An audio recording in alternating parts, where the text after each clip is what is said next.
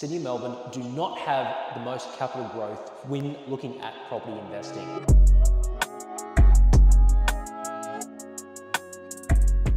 My name's Eddie Deline. If you don't know me, I'm a property investor. I'm 31 years old. I have over 78 investment properties in my current portfolio. And I want to share with you something really important today about property investing and how to analyze and look at capital growth from a perspective of which state to buy in right now. And as you can see, I've got the whiteboard right here, and I'm going to take you through in a minute basically what states have performed better than others and what the average kind of capital growth state has happened over the past 30 years. I'm doing this video now because I talk to people every single day of the week, of the year, of the last decade about property investing because I'm passionate, I'm very obsessed with property investing, and I help others build their own property portfolio as well, just like I have with the same strategic formula that I've adopted myself. Now, when people are talking about capital growth, and there is a common idea, people think it's common knowledge, especially if they live in Sydney or Melbourne, that Sydney and Melbourne are so expensive. Sydney and Melbourne grow the most. They always has the best capital growth. Sydney and Melbourne this, Sydney and Melbourne that. And I speak with people every single day, and now we're buying in many different other states like Brisbane and Perth and Adelaide. I own quite a lot of properties in Sydney as well. I'm not gonna, don't think that I don't own like a lot of property in Sydney, but I also own a lot of property in Brisbane, in Adelaide, in Perth, and all of the various states. And the point of I'm doing this video today is to share with you that Sydney and Melbourne do not have the most capital growth, believe it or not. If you look at it from a long-term perspective, which is the best way to look at it if you're investing in property, because investing in property, as you should know, is a long-term game. It's not, trying to make a quick buck over the next year or two.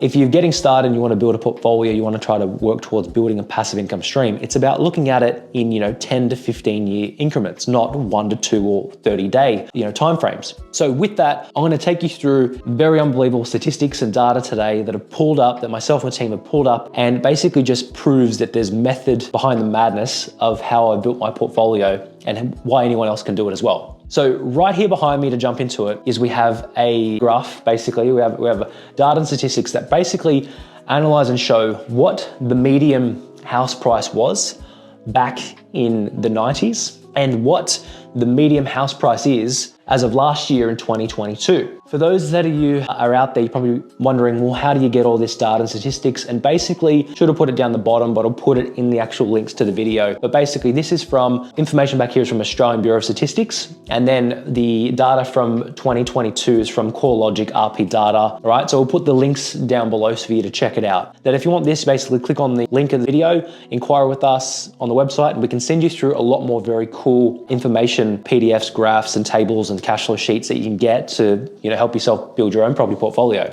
But as you'd basically see, for all the people living in Sydney and Melbourne that say Sydney and Melbourne always grow the most, they get a big ego because they bought a property for 500,000, now it's worth 1.5. It hasn't actually happened like that the last 6 months. The last 12 months of Sydney, as the inflation's happened, Sydney's actually gone down like 10 to 12%, right? And other states like Perth and like Adelaide have actually gone through the roof. So the things I'm going to be explaining today also go part of another video, which you can click on. Hopefully that will pop up shortly, but that's about growth, property market cycles and how different states grow in different cycles. Now this, and sometimes those cycles can happen over 7 to 10 years. This shows basically a very, a blanket statement from the last 30 years to now, from 1990 to 2022. So literally the last 30 odd 2 years. We start with the top as an example. Sydney, back in the 1990s, was the median house price for a house in Sydney was $194,000. In 2022, give or take, it's roughly around $1.24 million,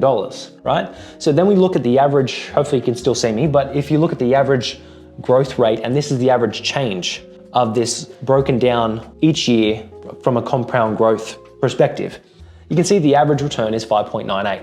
And this is where if you watched all those webinars out there, they always say the average growth rate throughout Australia is 6%, roughly, right? Could be 5%, 6%, that they say the average capital growth rate over the long term is 6%. This is kind of where the information comes from. So you can see for Sydney, 5.9.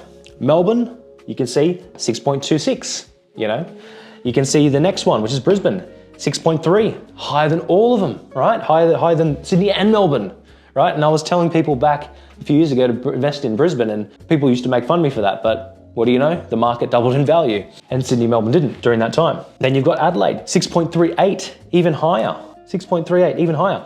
And then you've got Perth as an example, currently 5.64, right? So it's not far behind Sydney. There's barely any difference.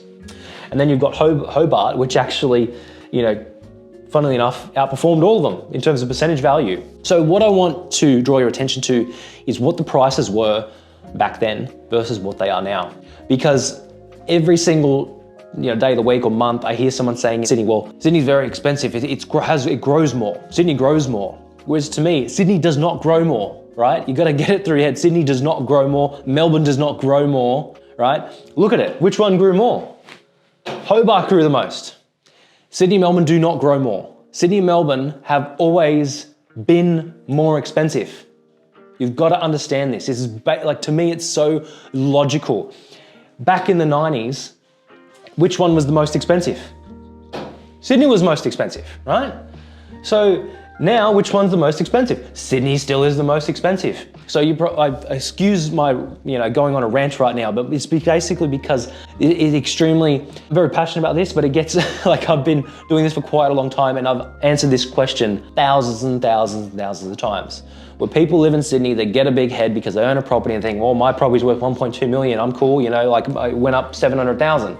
And Sydney always grows the most because maybe they have a friend that lived in Adelaide and theirs was only worth 700,000. And now Sydney goes, oh, well, my property's worth 1.2 and your property's only worth 700,000. Mine grew more. When in fact, Adelaide actually went up more than Sydney in a percentage value. Because if you're buying a property back then for 194, you would have had to put down more of a deposit than you would have had to in Adelaide. I'm sure that makes sense, right? To everyone else out there, you can see the logic behind it. With this in mind, people out there, you can't just say Sydney, Melbourne always grow more because they haven't. In terms of an average growth rate and looking at property investing over the long term, over a 30-year period, these are all pretty similar. They're not vastly different. Like it's not saying one's 5% and another one's 24%, all right? Over the long term, they're very, very similar. Yes, Perth went up the most. Hobart went up the most. In terms of that's just in a percentage value, as an example. The next level of this is where, to me, I believe the most value is right now to be had is buying in the Perth market. Yes, technically, if you went off this and be like, oh, well, that grows the least, Eddie. What are you telling me to invest in a suburb that, in a state that grows the least? When in fact, it's not necessarily that it's growing the least, it's the fact that when you bring it out over the last 32 years, there's been the lowest amount of change because to me, it hasn't gone through that massive growth cycle yet. And it's about to, because this graph was drastically different 2 or 3 years ago, did the exact same table, right? In the last 2-3 years, it's been Brisbane and Adelaide, which actually outperformed the rest of Australia, right? And next in line is truly Perth. Previously to that, it was Hobart. Before that, it was Sydney and Melbourne. So the states go in turns, as an example. So the whole point of this video is to basically explain to you guys and really just show you the actual evidence. Here is the data, the statistics, that there's common misconceptions out there that someone in your family might be telling you. Like if you're speaking to some random person at a barbecue or anyone that you know about property investing and they're saying things quite frankly doesn't make sense, like Sydney, Melbourne grow more, or maybe Brisbane's the best place to invest now, or this suburb's going to outperform that suburb. When you break it down to the actual numbers, they've all performed very similar over the long term. So to me, it's about trying to build a property portfolio with 3 main keys, which you've probably heard it before. It's capital growth, it's long-term capital growth. It's buying properties that are actually under market value with strong cash flow as well. So the yield, the growth, and under market value is the 3 keys. And as part of a portfolio, you might have 1 or 2 properties in Sydney, 3 or 4 in Brisbane, 1 or 2 in Adelaide, 5 or 6 in Perth. But it's not necessarily you have to buy one, then invest in all the suburbs. I own probably the most in Sydney, Brisbane, Adelaide and Perth. I have not yet bought in Melbourne. I have not yet bought in Hobart or anything like that. The other part of a very important thing to understand is Hobart may have technically grown the most, but if you let's look at the populations behind that. It'll probably be good for another video. But basically population, Hobart's probably got the least amount of people living there. There's probably only about, 600,000 people living in Hobart. Sydney, Melbourne definitely have the bigger population. Brisbane's probably third. Perth is probably the fourth, and then you Adelaide, then Hobart. If I were to pick out of the most affordable ones right here, as you can see, with the least most affordable would be Adelaide, Perth, and Hobart. However, Perth is not just relying on mining, which a lot of people think, and that's another very common misconception that people say. They say, Eddie, why are you buying in Perth right now? Because it's solely relying on mining, that's not true. And Perth is its own economy. It has over 2 million people that are living there. It's got even double the population of Adelaide, so it's definitely not relying just on mining. But out of the last three that are basically the most affordable kind of states, you've got 700, 500, 700, which is the median price. Perth is bigger than these two.